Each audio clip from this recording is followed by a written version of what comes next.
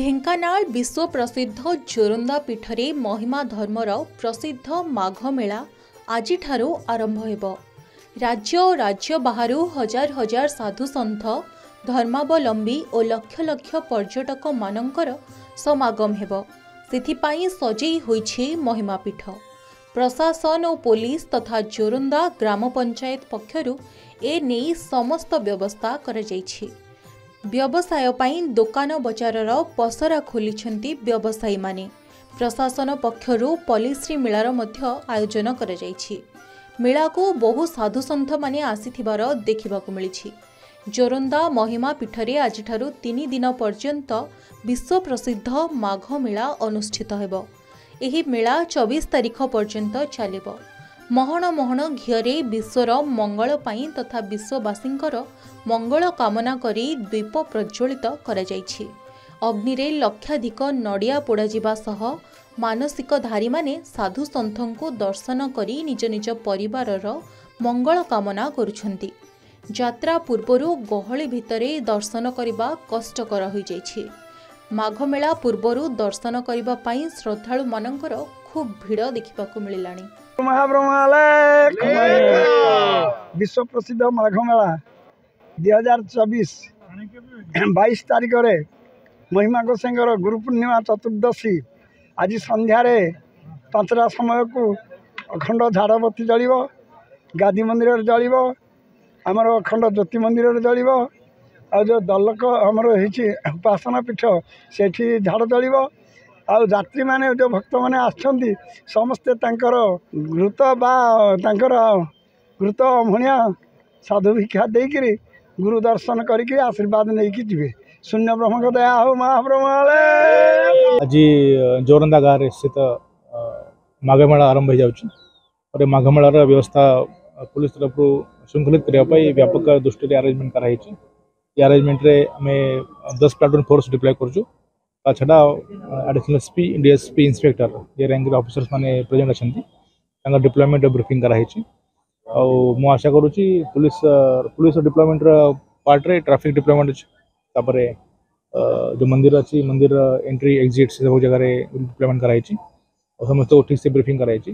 जो भक्त मान आसबे या जो साधु मान आसबे तांकर केमती इनकन्वीनियंस हो नाही से पाई व्यवस्था कराई छि और समस्त को से हिसाब रे हमें ऑलरेडी सकाळी मॉर्निंग रे ब्रीफिंग कराई छि।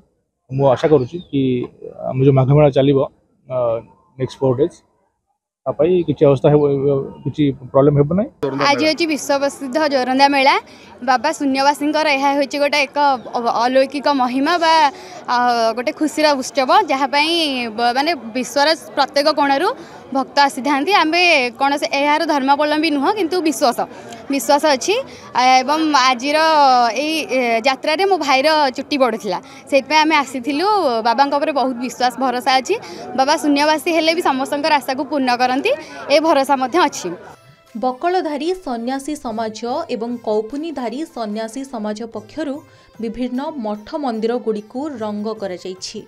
नीतिकांति पाई समस्त प्रस्तुति शेष होइछि। चलित वर्ष भल पाग रहिथिबारु हजार हजार साधु सन्थ मानक समागम हेबाकु बाबा माने आशा रखिछंती। चतुर्दशी त्रयोदशी चतुर्दशी बेढ़ा परिक्रमा थिबारु हमर चतुर्दशी बेढ़ा परिक्रमाटा पालित करा जाए। 5टा 5:30 भितर झाड़बती प्रज्वलन हम। साधु सन्त माने बा माने 4 दर्जारे झाड़बती लगेबे। शरण दर्शन नीति कार्य सरला परे झाड़बती प्रज्वलन हम। जगत भगत मण मण घियो ए धुनी रे झाड़बती रे देई प्रभु को शरण दर्शन करिवे। चलित वर्ष महिमा प्रभुंकर जोरंदारे 151तम वार्षिक महिमा मेला 1874 महिमा स्वामी शेष ब्रह्मधुनी स्थापन करथिले जोरंदारे। 1876 महिमा प्रभुंकर प्रयाण होता। ये जो स्मृतिपीठ स्थान महिमा गादी मंदिर, ये महिमा गादी मंदिर बाबा माने भक्त मान अर्थ संग्रह करके निर्माण कर चतुर्पार्श्व आमर पितलर झाड़बती जले। सोना रूपा छत्र प्रदर्शित हुए। आढ़ेणी तरा से सब लगे। बाबा माने प्रातः काल आसिक ये चामर सोना रूपा चामर व्यजन करती, चंदन पानी सिंचन करती, रूपा झाड़ू छेरापहरा करती। समस्त कार्य करी महिमा प्रभुंकर नीति पूजा हुए। माघमेला पाई जोरंदा पीठरे विभिन्न दुकान बजार मध्य खोलिछि। आजिठारु 3 दिन पर्यंत झाड़ जलिबार परंपरा रहिथिबा बेले दुकान बजार प्राय 10 दिन पर्यंत रहिबो। लोकमानंकर मनोरंजन पाई 2टी यात्रा दल मध्य पड़िछि। हजार हजार लोक समागम को दृष्टि रखी व्यापक पुलिस मुतयन मध्य करा जायछि। ढेंकानाल रो अथय कुमार साहू को रिपोर्ट के न्यूज ओडिशा।